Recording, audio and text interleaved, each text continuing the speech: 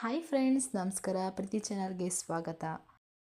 ಒಳ್ಳೆಯ ಆರೋಗ್ಯಕರವಾದ ಪಲ್ಯದ ರೆಸಿಪಿಯನ್ನು ತೋರಿಸ್ತೇವೆ, ಬನ್ನಿ ಫ್ರೆಂಡ್ಸ್.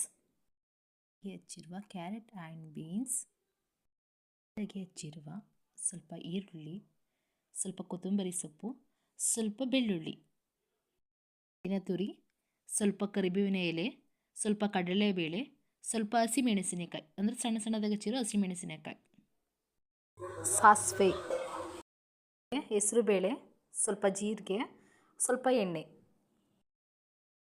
ಒಂದು ಬಾಣಲಿ, ಸ್ವಲ್ಪ ಹೊತ್ತು ಕಾಯಿಸಿ ಕಾದಿದ ಬಾಣಲಿಗೆ 2 ಸ್ಪೂನ್ ಎಣ್ಣೆ, 1/4 ಸ್ಪೂನು ಜೀರಿಗೆ, 1/4 ಸ್ಪೂನು ಬೆಳ್ಳುಳ್ಳಿ ಸಣ್ಣ ಸಣ್ಣದಾಗಿ ಕಟ್ ಮಾಡ್ಕೊಂಡಿರೋದು ಅಥವಾ ಜಜ್ಜಿರೋದು ಒಂದು ಸ್ವಲ್ಪ ಹಾಕಿ, ಮತ್ತು ಕಡಲೆಬೇಳೆ, ಹೆಸರುಬೇಳೆ ಮಾಡಿ ಎಲ್ಲವನ್ನೂ ಫ್ರೈ ಮಾಡಿದ ನಂತರ 1-2 ಕರಿಬೇವಿನ ಎಲೆ, ಈರುಳ್ಳಿ ಹಾಕಿ ಫ್ರೈ ಮಾಡಿ. ಇನ್ನೂ ಸ್ವಲ್ಪ ಚೆನ್ನಾಗಿ ಬೇಯೋವರೆಗೂ, ಕಲರ್ ಚೇಂಜ್ ಆಗೋವರೆಗೂ ಇನ್ನೂ ಸ್ವಲ್ಪ ಹಾಗೆ ಫ್ರೈ ಮಾಡಿ.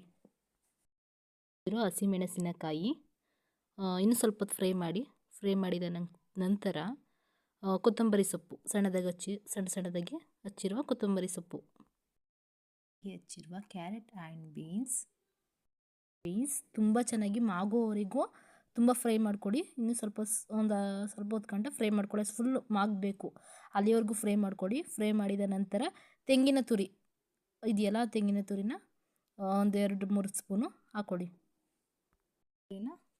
ತುಂಬ ಇನ್ನೂ ಸ್ವಲ್ಪ ಹೊತ್ತು ಫ್ರೈ ಮಾಡಬೇಕು, ಒಂದು 5 ನಿಮಿಷ 10 ನಿಮಿಷ ಫ್ರೈ ಮಾಡಿದ ನಂತರ ರುಚಿಗೆ ತಕ್ಕಷ್ಟು ಉಪ್ಪು ನಾನು 1 ಸ್ಪೂನ್ ಹಾಕ್ಕೊಳ್ತಿದ್ದೀನಿ.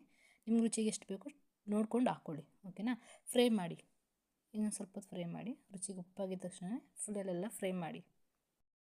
ಮುಚ್ಚಳವನ್ನು ಮುಚ್ಚಿದ ನಂತರ 5 ನಿಮಿಷ ಆಗಿದ ತಕ್ಷಣವೇ ತೆಗೆದಾದ್ಮೇಲೆ ತಿರ್ಗಾ ಮಿಕ್ಸ್ ಮಾಡಾದ್ಮೇಲೆ ಒಂದು ಬೌಲಿಗೆ ಹಾಕ್ಕೊಳ್ಳಿ. ತುಂಬ ಚೆನ್ನಾಗಿ ಬಂದಿದೆ ಕೂಡ. ಮನೇಲಿ ನೀವೊಂದು ಸಲ ಟ್ರೈ ಮಾಡಿ, ಹಬ್ಬ ದಿನಗಳಲ್ಲೂ ಮಾಡಿ, ಅಥವಾ ಚಪಾತಿ ಜೊತೆ ಏನಾದರೂ ಸೈಡ್ಸ್ ಬೇಕಾದರೆ ಗ್ರೇವಿ ಥರ ಮಾಡ್ಕೊಳ್ಳಿ. ಸ್ವಲ್ಪ ಗ್ರೇವಿ ಥರನೂ ಮಾಡ್ಬೋದು, ತುಂಬ ಚೆನ್ನಾಗಿರುತ್ತೆ ಕೂಡ. ಇಷ್ಟ ಆದರೆ ಲೈಕ್ ಮಾಡಿ, ಶೇರ್ ಮಾಡಿ, ಸಬ್ಸ್ಕ್ರೈಬ್ ಮಾಡಿ.